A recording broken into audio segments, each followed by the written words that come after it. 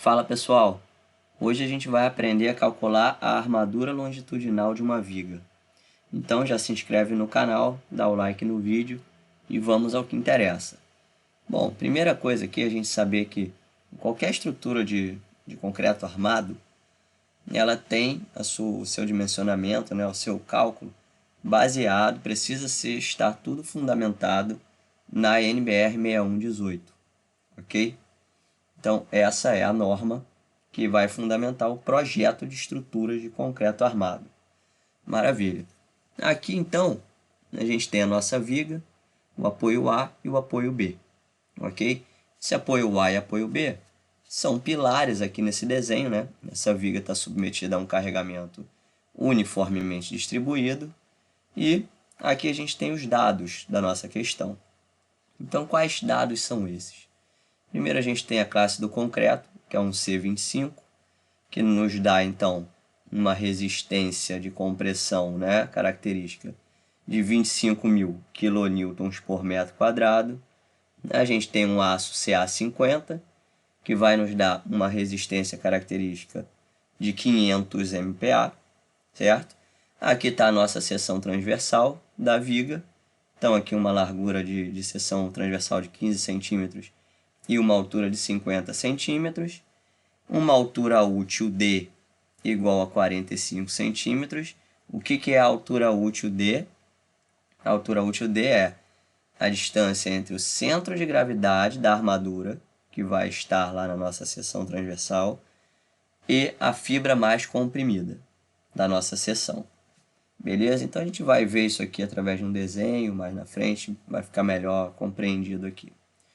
Bom, então, o sistema estrutural que a gente vai considerar é uma viga biapoiada, ok? Submetida a esse carregamento uniformemente distribuído. A gente poderia considerar um certo engastamento nas extremidades dessa viga, dado pelo apoio A e pelo apoio B, por eles serem pilares? Poderíamos. Mas como aqui a gente quer simplesmente fazer o cálculo da armadura no momento fletor, e inclusive para qual momento fletor, né? Aqui, ó, calcular a armadura longitudinal da viga para a seção transversal submetida ao maior momento fletor. Então, como o nosso objetivo aqui é o cálculo da armadura, vamos simplificar esse sistema estrutural e vamos considerar uma viga biapoiada. Então aqui a gente já tem as reações de apoio, temos aí um vídeo no canal que ensina a calcular reações de apoio. Aí a gente tem aqui o diagrama de momento fletor para a nossa viga. Também temos um vídeo aí no canal que ensina a fazer o cálculo do diagrama de momento fletor, traçar o diagrama tudo direitinho. Então, para quem tiver interesse, basta procurar esse vídeo aí. E aí a gente vai seguir pelo seguinte. O meu objetivo é que você entenda qual é o raciocínio que está por trás do dimensionamento das estruturas de concreto armado. Beleza? O concreto armado, ele é um material formado por concreto e aço, certo? Então, você não trabalha no concreto armado assim como você trabalha com uma estrutura que fosse formada por um único material, como, por exemplo, uma estrutura de madeira, uma estrutura de aço, certo? Então, o que a gente faz?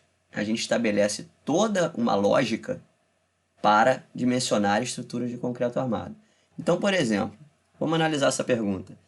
De onde vêm as equações utilizadas para o cálculo das armaduras longitudinais de uma viga? Certo. Então aqui, ó, a resposta está aí embaixo. Tudo vai partir da ideia do equilíbrio que precisa haver na seção transversal de concreto armado. Então, não só de uma viga. Qualquer estrutura de concreto armado, o raciocínio por trás do dimensionamento está no equilíbrio da seção transversal que precisa acontecer em uma determinada seção transversal de uma determinada estrutura e analisando, né, quais são as ações que estão atuando ali naquela seção transversal. Então, por exemplo, para uma seção submetida a um momento fletor, o equilíbrio vai ocorrer através de um binário de forças, que vai surgir após a seção transversal sofrer deformação. Então, esse desenho aqui, ó, é fundamental que você compreenda. Tudo em concreto armado está relacionado a equilíbrio da seção transversal. ok? Então você tem seções transversais em qualquer estrutura que você tiver, e qualquer seção transversal de qualquer estrutura estará submetida a um determinado número de ações, seja momento fletor, seja cortante, seja momento torsor, certo? Seja normal, força normal. Então, aqui a gente está avaliando quando uma seção transversal está submetida a apenas um momento fletor, ok? Então vamos lá. Aqui ó, a gente tem a nossa seção transversal e aqui o nosso momento fletor atuando. Esse AS aqui, né, nesse tracinho, representa a armadura. Ah, e por que a armadura vai ser colocada embaixo? Por quê? Porque o nosso momento fletor está tracionando a nossa seção embaixo, certo? Então, beleza. Aqui, ó, a nossa altura útil, representada pelo D, que vai desde o centro de gravidade da armadura até a fibra mais comprimida da seção transversal, ou seja, o momento fletor ele traciona embaixo e comprime em cima, certo? Então vamos lá, vamos passar para esse segundo desenho aqui. Ó. Aí a gente tem aqui essa linha vertical representando a seção transversal indeformada e essa linha diagonal representando a nossa seção transversal deformada. Quem é que vai deformar essa seção transversal? Justamente o momento fletor. Então, o que acontece aqui? Ó? Ela traciona, ela gira, tá? Essa seção aqui, ela gira. Então, ela gira de forma que ela traciona embaixo e comprime em cima. Aqui a gente está vendo essa seção, olhando ela de lado, beleza? E quem é esse X aqui? Ó? O X é a profundidade da linha neutra. Para quem já fez resistência dos materiais, lembra de resistência dos materiais, o que é a linha neutra? A linha neutra vai dividir, né, uma seção, acima dela você vai ter tensões de compressão ou de tração e abaixo o oposto. E nela você tem a tensão igual a zero, certo? Então, no nosso caso aqui, acima da linha neutra, a gente tem uma região comprimida da nossa seção transversal. E abaixo dela, a gente tem a região tracionada da nossa seção transversal. Ok, o que isso quer dizer? Quer dizer o seguinte, toda a região tracionada de uma seção transversal de concreto, o concreto ali é considerado como inexistente, ele não ajuda em nada para a resistência à tração, no que diz respeito a dimensionamento das estruturas. Ok? Então, a gente vem para esse terceiro desenho. O que representa esse terceiro desenho? Ó, representa a nossa seção transversal, também de lado, né? É a nossa linha vertical aqui, ó, representando a nossa seção transversal. Todo o concreto aqui, ó, abaixo da linha neutra, simplesmente eu tirei. Não existe. Ah, então quem é que vai suportar essa força de tração aqui? É a armadura de aço. Só. E a força de tração está representada aqui, ó, Ft. E acima da linha neutra, uma região de concreto, um bloco de concreto comprimido. E a resultante da força de compressão está representada aqui. Beleza. E o nosso x aqui é a profundidade da nossa linha neutra. O que esse terceiro desenho aqui está mostrando para a gente? Está mostrando para a gente o seguinte, que esse bloco de concreto comprimido, acima aqui da linha neutra, ele tem o formato de uma parábola retângulo. Então, ele é uma parábola e depois ele continua aqui como um retângulo, tá? E esse quarto desenho aqui é o que a gente utiliza para efetivamente dimensionar as estruturas. Ou seja, a gente considera um bloco de concreto comprimido retangular, tá? Ou seja, a gente não pega essa partezinha aqui, ó, que representa a parábola.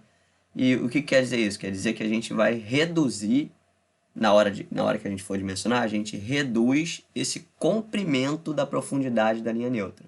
Então, ele era x, a gente considera, na hora de fazer o cálculo, que a profundidade da linha neutra é 80% do x, tá? E aí, a gente representa isso como y, beleza? Então, a profundidade da linha neutra para efeito dos nossos cálculos, ela é dada pelo y, que é 0,8 vezes x. Ok, por que isso facilita a nossa vida? Porque quem vai ser a força de compressão? A força de compressão vai ser a tensão no concreto, que a gente vai ver aí adiante, multiplicada pela área da seção que essa tensão está atuando. Então, quando você tem que fazer uma área de um formato de parábola retângulo, é uma coisa muito mais complicada do que você fazer uma área de um retângulo, efetivamente falando, tá? Então, ok. E quem é esse Z aqui, ó? O Z nada mais é do que o braço de alavanca entre a força de tração que a gente tem na nossa armadura e a força de compressão que a gente tem no nosso bloco de concreto comprimido, acima da linha neutra. Perceba aqui, ó, tá vendo que a força de tração e a força de compressão têm sentidos opostos? Elas têm sentidos opostos. E lembra que aqui, ó, a gente falou que a gente vai equilibrar o momento fletor, MD, que está atuando na nossa seção através de um binário de forças. Isso significa que a força comprimida no concreto e a força de tração no aço têm a mesma magnitude. Elas têm a mesma magnitude, porém sentidos opostos. Então, o que elas fazem? Elas formam um binário de forças separadas, né, por um braço de alavanca Z, e qualquer uma delas multiplicada pelo braço de alavanca vai resultar em um momento fletor. E esse momento fletor vai ser igual ao momento fletor MD, ok? Só que ele vai ter o sentido oposto ao momento fletor MD. E o que isso significa? Significa que agora, na minha seção, eu vou ter o equilíbrio dessa seção. Ok? Ou seja, eu tenho um momento atuando, surge um binário de forças internos na seção capaz de equilibrar a minha seção. Ok? Esse binário de forças será formado por uma força de tração na armadura de aço e uma força de compressão no bloco de concreto comprimido. Aí vocês podem perguntar, mas por que a gente desconsidera o concreto na região de tração, né? Por que a gente diz que ele não vai ajudar em nada para o nosso dimensionamento? A gente vai desconsiderar o concreto na região de tração porque a resistência do concreto à tração é muito inferior quando a gente compara ela, primeiro, ao aço e, segundo, à própria tensão de compressão do concreto. Então, como ele começa a fissurar em tensões relativamente baixas, e quando você tem ele fissurado, você começa a perder resistência ali, no dimensionamento, a região de tração a gente já desconsidera a ajuda do concreto, tá? Então, toda a tração vai ser suportada pelo aço numa estrutura de concreto armado. Então, ó, a gente segue aqui, essa imagem aqui, fica bastante claro quando a gente tem a nossa seção de concreto armado, a armadura aqui embaixo, ó, aí, ó, a gente tem a nossa profundidade de linha neutra, x, com um formato de parábola retângulo. Tá vendo aqui? Essas setinhas aqui horizontais, né, no caso aqui, essas setinhas que entram na seção transversal representam as tensões, tá? A tensão. E qual é a tensão? É o 0,85 de FCD que a gente vai ver aqui embaixo.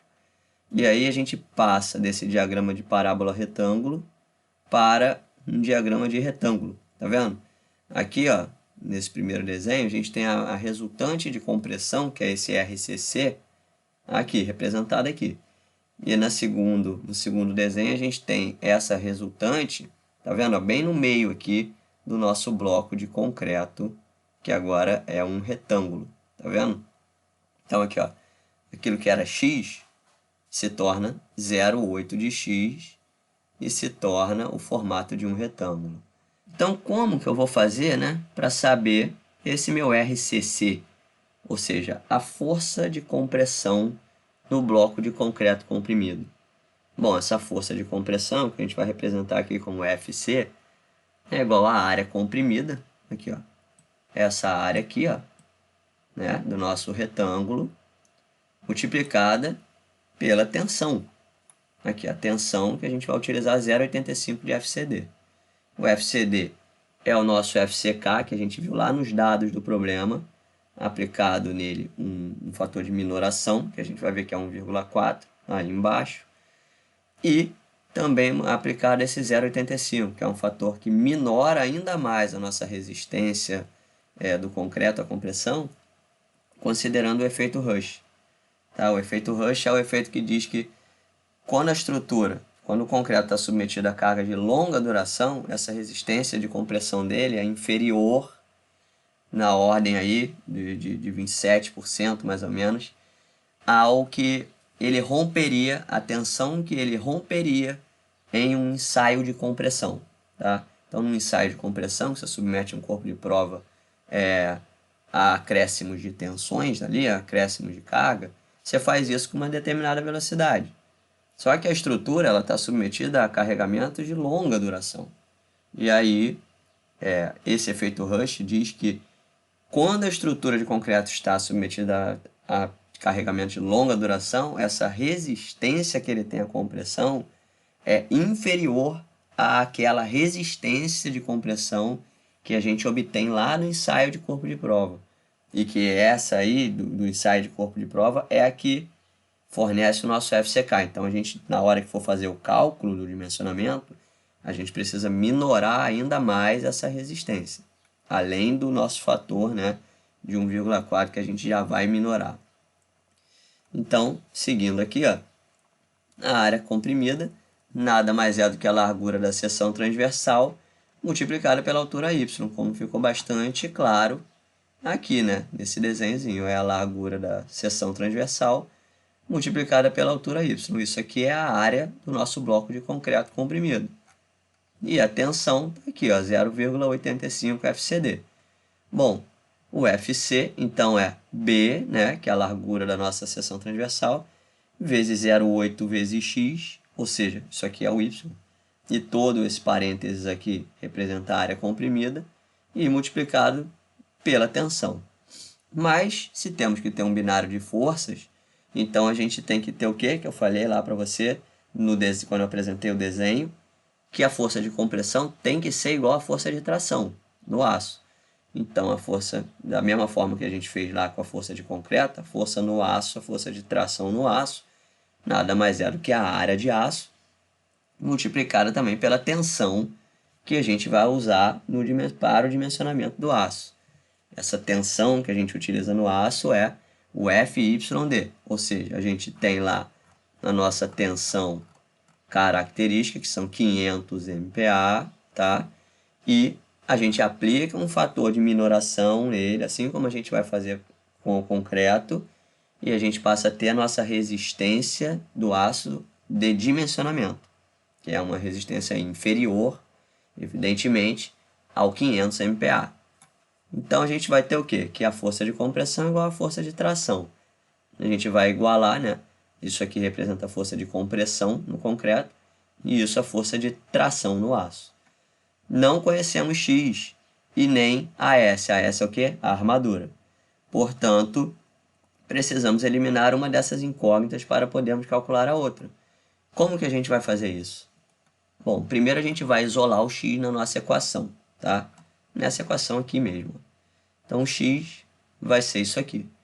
Segundo, a gente vai lembrar que o momento fletor é, olha lá, o MD é o FC vezes o Z ou o FT vezes o Z. Por quê? FT e FC são iguais. Então, quando a gente multiplica pelo braço de alavanca, a gente tem aquilo que eu falei lá quando apresentei o desenho. Aqui, ó, esse desenho aqui para vocês. Então, a gente tem o MD. Se a gente multiplicar qualquer uma dessas duas forças pelo braço de alavanca. Logo, FC igual a FT, que é igual a MD dividido por Z. O Z, é só a gente ver aqui, ó, pelo desenho, é o D menos 0,8x, que é Y, né, dividido por 2. Por que dividido por 2? Porque a resultante vai estar aqui, ó, na metade da altura, né, do nosso bloco de concreto comprimido. Então, a altura é 0,8x, que é o nosso Y, dividido por 2, para saber aqui, ó, o nosso Z, ok? Então, o Z aqui, só manipulando a equação, né? Z igual a D menos 0,4x. Então, agora a gente pode eliminar a incógnita AS da nossa equação e deixar tudo em função de x. Então aqui, ó, voltando aqui, o AS vezes a tensão vai ser a força de tração no aço. A força de tração no aço é o MD dividido por Z. Aí a gente substitui esse AS lá na nossa equação. Ó. Ela está aqui e agora o x passa a ser isso aqui. Então, manipulando isso aqui, só o passo a passo aqui, só de manipulação da equação, tá? Isso aqui nada mais é do que matemática. E aí, portanto, chegamos em uma equação de segundo grau, cuja incógnita é o nosso x, ou seja, a profundidade da linha neutra na seção. Então, ó, isso aqui o que é? É quando a gente usa a Bhaskara, né, a fórmula de Bhaskara, para achar as raízes de uma equação de segundo grau. Então, nada mais é do que isso aqui, ok? Então, a gente vai simplesmente aplicar isso na nossa equação de segundo grau, que está aqui, ó. Quem é o A da nossa equação? É o menos 0,4. Quem é o B da nossa equação? É o D. Quem é o C da nossa equação? É o menos MD dividido por 0,68 vezes B vezes FCD. Então, basta a gente utilizar a nossa fórmula de Bhaskara e encontrar os valores de x. Então, já que agora a gente vai substituir, né, por valores, efetivamente, vamos colocar eles aqui, ó. O nosso D, quem é o nosso D? É a altura útil.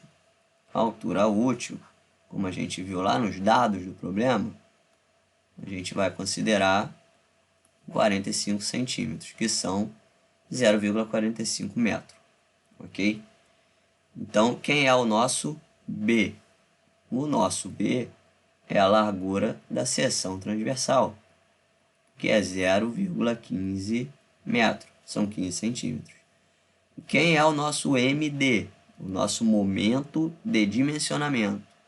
Então, nosso momento de dimensionamento é igual ao nosso momento fletor, que a gente encontrou no diagrama de momentos fletores, multiplicado por um fator de majoração das ações, que esse fator aqui a gente pega na NBR 6118, que é 1,4. Então, nosso MD é 17,5 kN. Aliás, aqui não é por, né? Aqui é vezes metro. Então, ó, vezes metro. Ok.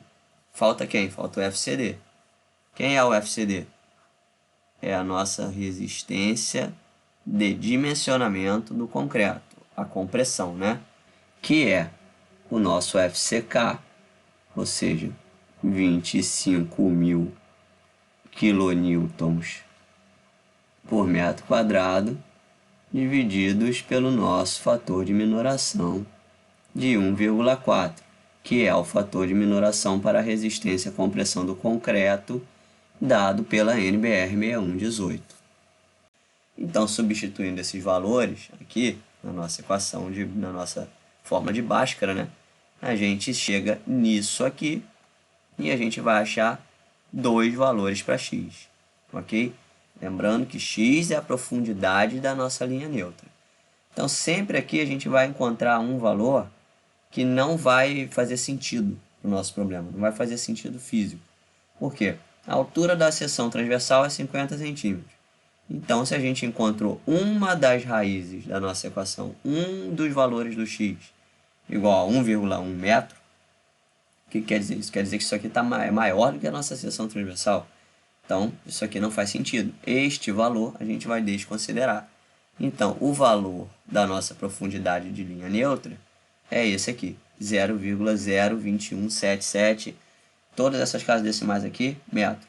Eu deixei todas essas casas decimais aqui por um motivo que a gente vai ver aqui adiante. Então, ó, preste atenção no seguinte.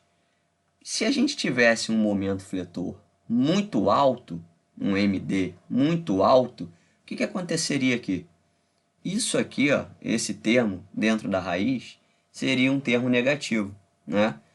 E o que isso aí significaria para a gente? Isso aí significaria que esse momento, né, não consegue ser suportado por uma seção transversal com aquela geometria, com aquela determinada geometria, tá? Então, assim, o que você teria que fazer? Normalmente você teria que aumentar a geometria da seção, aumentar a altura útil, aumentar a altura efetivamente da seção, a largura da seção. Você teria que alterar alguma coisa para que esse termo aqui se reduzisse, né? E você tivesse aqui um termo positivo para você seguir com o seu cálculo. Beleza? Então, vamos seguindo aqui. Agora que a gente calculou o valor da profundidade da linha neutra, podemos encontrar nossa armadura longitudinal na seção transversal. Então, ó, a gente volta lá para as nossas equações, né, igualando aqui a força no concreto com a força no aço, e isolamos aqui a armadura, e pronto, aqui, ó, substituindo os valores, ó, vê que eu substituí o x em todas as casas decimais e chegamos aqui no valor de armadura, tá? E aí eu deixei todas as casas decimais também para a gente comparar lá na frente com o valor que a gente vai achar usando as equações prontas, né? Que a gente usa no dia a dia, sem traçar todo esse raciocínio aqui. Então agora muita atenção. Muita atenção pelo seguinte, a gente calculou a armadura necessária na nossa seção através do raciocínio que existe por trás do cálculo de uma seção de concreto armado, tá? Que eu falei para vocês que tudo se baseia no equilíbrio dessa seção. Se eu tenho um momento fletor atuando nessa seção, tem que surgir nessa seção ali um binário de forças capaz de equilibrar esse momento que está atuando na seção. Beleza? Então, através desse raciocínio lógico, a gente veio calculando e chegamos aqui na nossa armadura de aço. Então agora eu só vou mostrar para vocês as equações prontas, né? Ou seja, primeiro a gente calcula o KMD, depois a gente calcula o KX, aí a gente calcula o KZ e finalmente a nossa armadura. Ok? Então, ó, isso aqui é simplesmente um passo a passo, tá? É só uma receita de bolo isso aqui. É só substituir os valores e ir achando cada parâmetro aqui até calcular a armadura. Então, isso é o que a gente faz no dia a dia, ok? A gente não parte todo aquele raciocínio que eu fiz com vocês ali antes de chegarmos aqui, né? Aqui eu quero chamar a atenção para o seguinte. Quando você calcula o KX, ele nada mais é do que x dividido por d. Ou seja, o KX ele é uma porcentagem, é a porcentagem da linha neutra em relação à altura útil, tá? Então, se vocês pegarem, você vê que eu deixei todas as casas decimais aqui nesse KX também, porque se vocês multiplicarem por 0,45, que é o D, vocês vão ver que vocês vão chegar no X exatamente igual ao X que a gente chegou aqui, ó, traçando o nosso raciocínio lógico, tá? Com todas as casas decimais. Por isso eu deixei todas as casas decimais, para vocês poderem comparar e verem que quando a gente traça o raciocínio ou quando a gente usa as equações prontas, o resultado vai dar o mesmo, tá? E por que vai dar o mesmo? Porque as equações prontas, elas provêm do raciocínio lógico, certo? Então, por que eu fiz isso aqui para mostrar a vocês? Por que eu tracei todo esse raciocínio lógico para mostrar a vocês? Porque quando você usa simplesmente, ó, calcula o KMD, depois calcula o KX, depois calcula o KZ, e aí calcula a armadura. Você vai calculando isso aqui sem entender a física por trás disso aqui, certo? Sem entender o raciocínio lógico que existe por trás disso aqui. Então, assim, utilizar a forma, qualquer um faz. Qualquer engenheiro é capaz de substituir valores e achar cada parâmetro aqui e achar a armadura. Agora, entender o raciocínio por trás disso aqui é que vai diferenciar você de um engenheiro que simplesmente só usa a fórmula. Ok? Então, ó, se a gente vier calcular a nossa armadura, só chamando a atenção aqui, ó, que eu até esqueci, acho que de falar aqui, que o FYD, a gente usa 50 dividido por 1,15, tá? Esse 50 aqui é em kN por centímetro quadrado, que é o nosso 500 MPa, e esse 1,15 aqui é o fator de minoração para o aço. Esse 1,4 é o fator de minoração para o concreto. E os dois valores de minoração a gente pega na NBR 6118, tá? Então, quando a gente calcula aqui, ó, pela fórmula pronta do AS, a armadura, a gente pode ver, ó, que o valor é exatamente o mesmo do valor que a gente encontrou traçando o nosso raciocínio lógico. Até por isso que eu deixei também aqui todas as casas decimais, para você poder comparar e ver que realmente dá o mesmo valor. Então, nesse vídeo aqui, eu quero que você entenda que qualquer que seja a sua estrutura de concreto armado, o dimensionamento da seção transversal em uma estrutura de concreto armado é baseado no equilíbrio da seção, ok? Então, no nosso caso aqui, a gente tinha o quê? Um momento fletor atuando. Então, precisa haver o equilíbrio desse momento fletor. Quando a gente vai dimensionar a nossa seção, precisa acontecer o quê? Precisa ter um binário de força nessa seção que vai equilibrar esse momento fletor que atua nela. Ah, mas e se atuasse um cortante?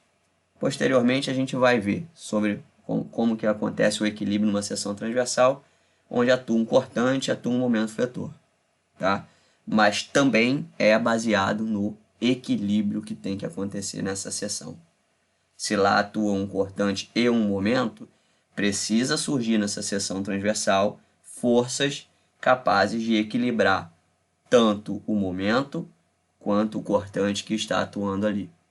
Então é isso, eu espero que tenha ficado claro o raciocínio por trás, né, do cálculo da armadura longitudinal para uma seção transversal de concreto armado submetida a um momento fletor. Eu sei que o raciocínio, todo o raciocínio ali por trás disso, não é algo trivial, mas assim, se você for acompanhando devagarzinho o vídeo, eu tentei passar de maneira bem didática e espero que tenha ficado claro aí para vocês. Então, se você gostou desse vídeo, deixe o seu like e até o próximo vídeo.